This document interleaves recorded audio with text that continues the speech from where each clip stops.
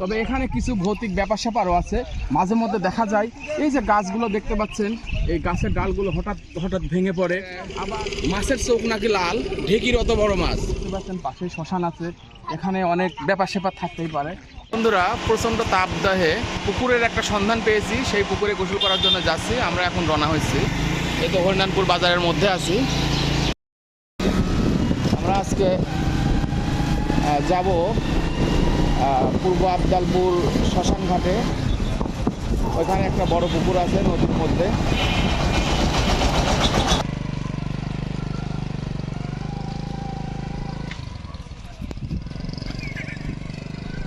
আমাদের পুকুর ওই যেটা, আর এখানে আমাদের গাড়ি পার্কিং এর জায়গা। গাড়িটা রেখে আমরা এখন পুকুরের দিকে রওনা দিব। আমরা চলে এসেছি আমাদের সেই গন্তব্য জায়গায়। সামনে দেখতে পাচ্ছেন একটি পুকুর। এদিকে ধরো, ভালো করে পুকুরের দিকে ধরো। এটাই আমাদের সেই গন্তব্যস্থল ছিল আজকে। এই পুকুরেও এত তাপদাহ, এত বড় পুকুরেও দেখুন পানি প্রায় তলা নিতে চলে এসছে। মিনিমাম 15 থেকে 20 ফিট গভীরতা আছে মিডিলে। এই পুকুরে যে প্রজাতির মাছ আছে, এক একটা মাছের ওজন 15 থেকে 20 কেজি। কাতলা আর দেশীয় মাছ যেমন গজারও যে চোখ লাল, পুকুরটা যার, উনি গল্প একদিন কথায় বলল মাছের চোখ নাকি লাল, ঢেকির অত বড় মাছ। আসলে এখান থেকে অত বড় মাছ ওঠানো এভাবে সম্ভব হয় না।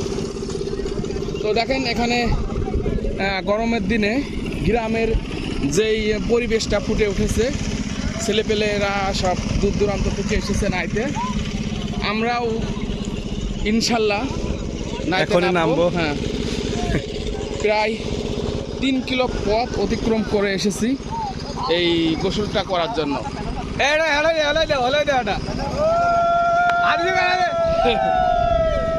শুধু গা ভেজানোই নয়, তার সঙ্গেও চলছে সেলফি ওঠার পালা। কত আনন্দে সব এখানে গোসল করতেছে। আসলে যে গরম, বলার কোনো ভাষা নাই। তো আমরাও একটু গাটা ভেজাবো। ঠাকুর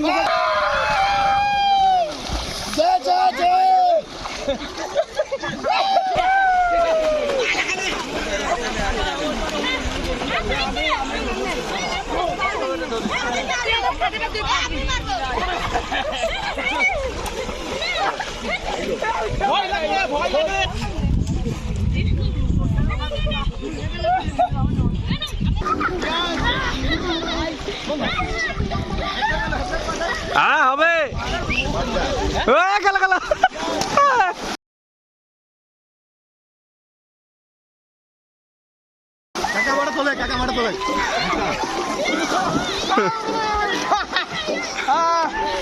মজাই মজা।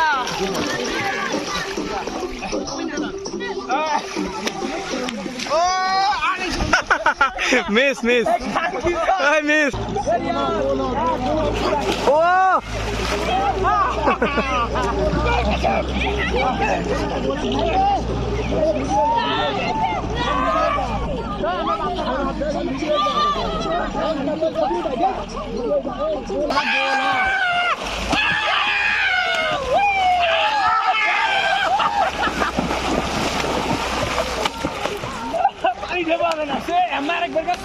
ভিডিও করি, ওটি ভালো হবে না।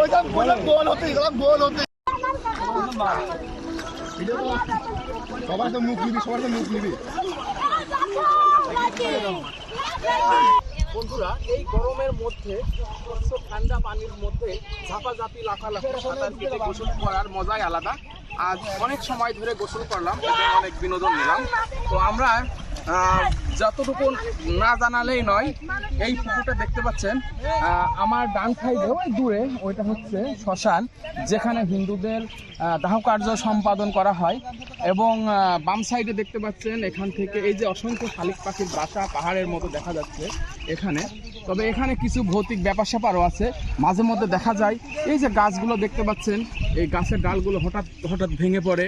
আবার এই পুকুরে যখন আমরা নাবি, দল বেঁধে একসঙ্গে নাবি, যেহেতু বুঝতে পারছেন পাশে শ্মশান আছে, এখানে অনেক ব্যাপার স্যাপার থাকতেই পারে। একা একা নাবার কিন্তু এখানে অনেক রিস্ক আছে। তো যখনই যেই আসেন এখানে গোসল করতে সবাই দলবদ্ধভাবে আসবেন, নইলে এখানে প্রাণহানিরও একটা সংখ্যা থাকতে পারে। তো বন্ধুরা আজকে অনেক এনজয় করলাম, অনেক মজা করলাম এখানে গোসল করতে এসে। আর জায়গাটাও অনেক চমৎকার একটি জায়গা, প্লেসটাও অনেক বড়, সব মিলে অনেক সুন্দর। এখানে না আসলে এখানকার পরিবেশটা বুঝতে পারবেন না।